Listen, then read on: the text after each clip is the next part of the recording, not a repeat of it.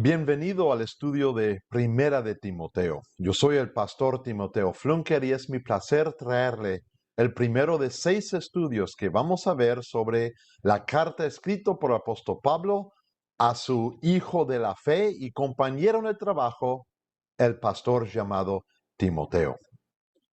Por muchos años, la carta de Timoteo ha sido usado en los seminarios del mundo para enseñar a los jóvenes que quieren aprender cómo ser un pastor sobre lo que es el pastorado o el ministerio público.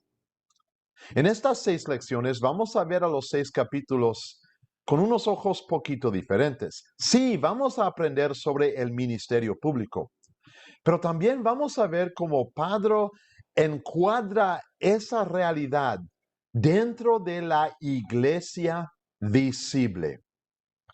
La Biblia enseña que la iglesia es el cuerpo de Dios. Jesús es la cabeza y todo lo que sigue a Jesús es parte del cuerpo. Nosotros entendemos de la Biblia que hay realmente 2 maneras de mirar a la iglesia.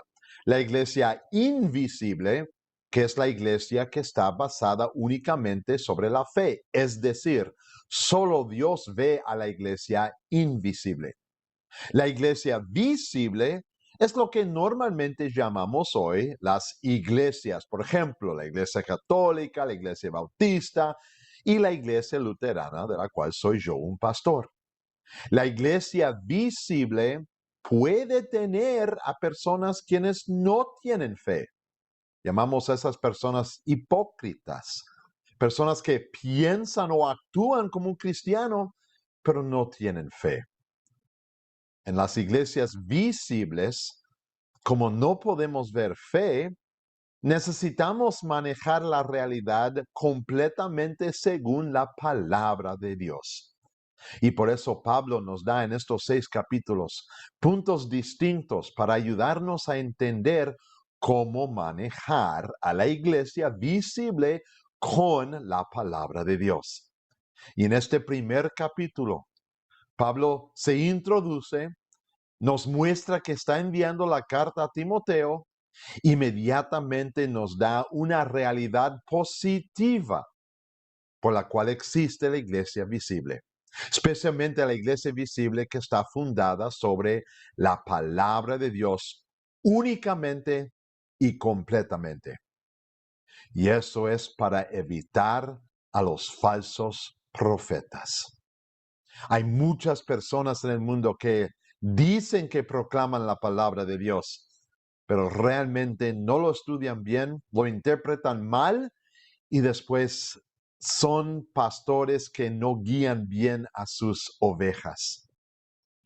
La iglesia visible que se mantiene con la palabra de Dios puede evitar a esos falsos profetas. Por lo menos puede asegurar que el profeta esté hablando según la palabra de Dios. Y si no, se puede evitar. O la iglesia o se puede quitar ese profeta de la iglesia para que no sea pastor.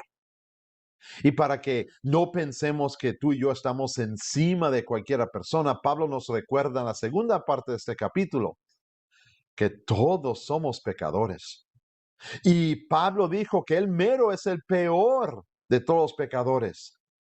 Y por eso no buscamos autojuzgarnos, pero seguimos dependiendo de la palabra de Dios predicada. Y no solo, pero juntamente en la iglesia visible podemos ver la ley de Dios que condena nuestros pecados y también el evangelio de Dios que perdona nuestros pecados sin que tú y yo tengamos que hacer nada. Y la iglesia visible que depende completamente de la palabra de Dios, depende de ese evangelio. Practica y predica ese evangelio y proclama el perdón a todo el mundo. Por eso podemos contestar, ¿por qué existe la iglesia visible? La iglesia visible existe para predicar la palabra de Dios correctamente, abundantemente, y para evitar falsos profetas. Esto concluye la primera lección. Nos vemos la próxima vez cuando miraremos al capítulo 2.